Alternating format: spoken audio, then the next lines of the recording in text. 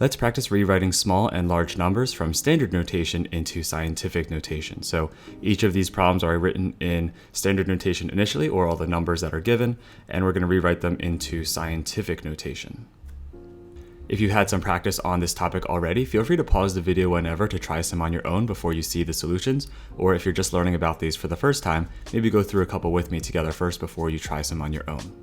For number 1, we have quite a large number here. The first thing we want to identify is where is that decimal. So the decimal, if you don't see it, is all the way to the right of the number. And our goal when we write these in scientific notation is that we only want to have one whole number. Whole numbers are to the left of the decimal, so we really only want to have one whole number, and we want that to be 4 here because it's all the way to the left. In order for that to happen, we need to move this decimal to the left until it's right between that 4 and 5. So let's see how many times we're going to move it. 1, 2, 3, 4, 5, 6, 7, and 8. So if we move it 8 times to the left, we're really dividing this number by 10 to the 8th power, or we're multiplying it by 10 to the negative 8th power. So we move the decimal all the way to the left 8 times, so it's now 4.5. And when we did that, we were multiplying that value by 10 to the negative 8th power. So to balance that out, so we're not changing the value of this number, we're going to multiply this by 10 to the positive 8th power. So this right here is going to be this number written in scientific notation, 4.5 times 10 to the 8th power. For number 2, we have another large number. I'm going to identify the decimal is all the way to the right because we don't see one, so it's implied it's over there. And we're going to have to move it to the left until we only have one whole number. Oh, so it's going to be between that 1 and that 8. So let's go ahead and move that decimal to the left. 1, 2, 3 times, 4, 5, 6 times, 7, 8, 9 times, and 10. So 10 times to the left. So we're really dividing this by 10 to the 10th power, or multiplying it by 10 to the negative 10th power. Okay. If that's the case, we're going to have a decimal of 1.8 multiplied by 10, but we're going to say to the positive 10th power because we moved the decimal 10 times to the left. We have to balance that out by multiplying it by 10 to the 10th power. So there's only one whole number. We have 1.8 times 10 to the 10th power. Now, number 3 changes a little bit because we have a very small number instead of a very large number. We already know where the decimal is. It's over here to the left, and we're going to have to move it to the right now so we only have one whole number. We're going to move it to the right until it's to the right of this 5, so we only have one whole number. So moving it to the right, we're going to move it 1, 2, 3, 4, 5, 6, 7, 8, and 9 times to the right. So when we do that, we're really multiplying this whole value by 10 to the positive 9th power. And in order to balance that out, let's see, we're going to have 5.2, and we're going to multiply this by 10, but now it's going to be raised to the negative 9th power. So this would be the same value in scientific notation, and we have only one whole number of 5. For number 4, we have another really small number. We can see the decimals over here to the left. In order to move the decimal to the right of the 3, let's see how many times we have to move it to the right. So it's 1, 2, 3, 4, 5, 6, 7, 8, 9, 10, 11, and 12 times to the right. So if we move this 12 times to the right, we're technically multiplying it by 10 to the 12th power. So we're going to have 3.58, or 3 5800ths, multiplied by, and to balance out moving it 12 times to the right, we need to say we're going to go ahead and move that 12 times to the left again by multiplying by 10 to the negative 12th. So in scientific notation, we have 3.58 times 10 to the negative 12th power. For number 5, we have another large number here, so the decimal is all the way to the end to the right. Let's go ahead and see if we can move that so there's only one whole number. So let's move it between the 1 and the 4. So 1 is the only whole number we have. So moving this decimal to the left, we're going to move it 1, 2, 3, 4, 5, 6, 7, 8, and 9 times to the left. So we're multiplying this by 10 to the negative 9th power when we do that. If we do that, we're going to have 1.48. But if we moved it 9 times to the left, we have to balance this out and multiply it by 10 to the 9th power. So we move it 9 times back to the right. So we only have one whole number. We have 1.48 times 10 to the 9th power. For number 6, we have another small number. Seeing our decimal is all the way to the left, let's go ahead and move it so we only have one whole number. Now I just see this 4 here, so we need to get that decimal to the right of it. So let's move it 1, 2, 3, 4, 5, 6, 7, 8, 9, 10, 11, and 12 times. If we move it 12 times to the right, we are multiplying this times 10 to the 12th power. So let's see how we're going to write this in scientific notation. It's going to be 4, or I'm going to write 4.0, same thing, right? Times 10. We're going to write it to the negative 12th power to balance out the fact that we moved the decimal 12 times to the right. That's essentially saying we will move that decimal back 12 times to the left if we wrote it back in standard form. Our only whole number is going to be this 4, so we have 4.0 times 10 to the negative 12th power. Here's number 7. For number 7, we have a very large number, so in scientific notation, we're going to multiply by times 10 to the positive power. But first, let's identify we have a decimal all the way to the right, and we're going to have to move it to the left until we only have one whole number, and that whole number is going to be 4.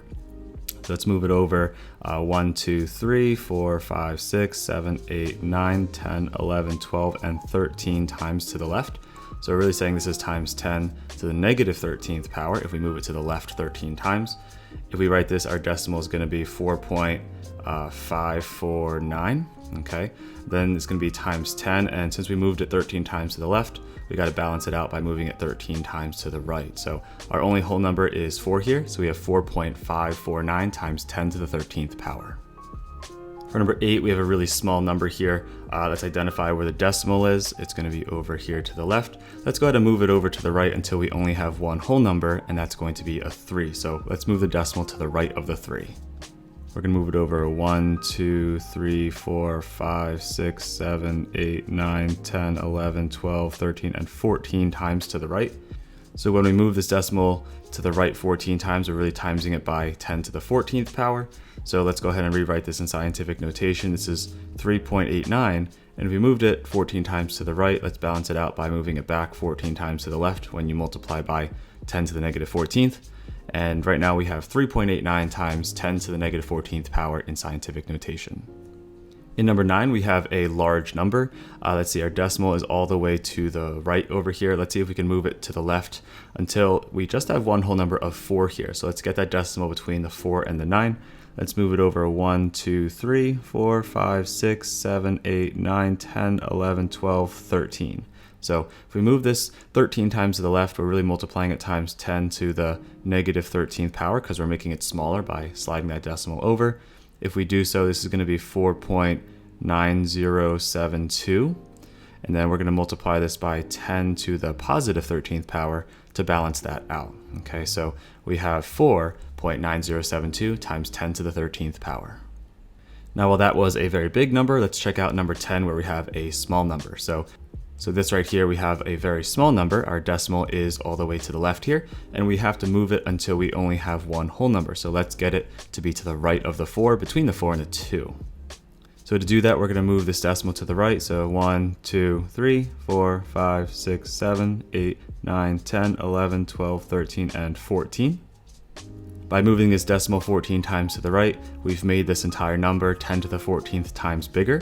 So in scientific notation, we're going to write 4.27, and we're going to multiply this by 10 to the negative 14th power to balance out to get our original value again. So we have 4.27, or 4 and 27 hundredths, times 10 to the negative 14th power.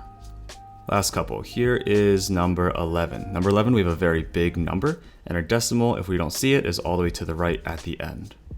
We have a lot of whole numbers here, and we just want one whole number, so let's go ahead and move the decimal so we only have 8 as a whole number and put that decimal between the 8 and the 4. Moving this decimal to the left, we move it 1, 2, 3, 4, 5, 6, 7, 8, 9, 10, 11, 12, 13, 14, 15, and 16 times to the left. If we do that, we're multiplying this by 10 to the negative 16th power when we're making it that many times smaller. So we're going to have 8.4314. We're going to multiply that by 10 to the 16th power to balance out the fact that we just moved the decimal 16 times to the left. If we were to put this back in standard form, we got to multiply it by 10 to the positive 16th, where we move that decimal 16 times back to the right. In scientific notation, we have 8.4314 times 10 to the 16th power. And finally, for number 12, we have a very, very small number here. Let's see where the decimal is. It's all the way to the left. Let's go ahead and move it to the right so we only have one whole number. We'll move it until 5 is the only number that we have that is a whole number, and we'll put it between the 5 and the 2. So let's see how many times we have to move it to the right. So 1, 2, 3, 4, 5, 6, 7, 8, 9, 10, 11, 12, 13, 14, 15, 16. If we move it to the 16 times to the right, we're really making it 10 to the 16th times bigger. So we're going to get 5.27, and to balance that out, we're going to multiply this by 10 to the negative 16th power, so we're not actually changing the value here, okay? So in scientific notation, we have 5.27 times 10 to the negative 16th power. So there you have 12 different practice problems of writing these standard form numbers into scientific notation.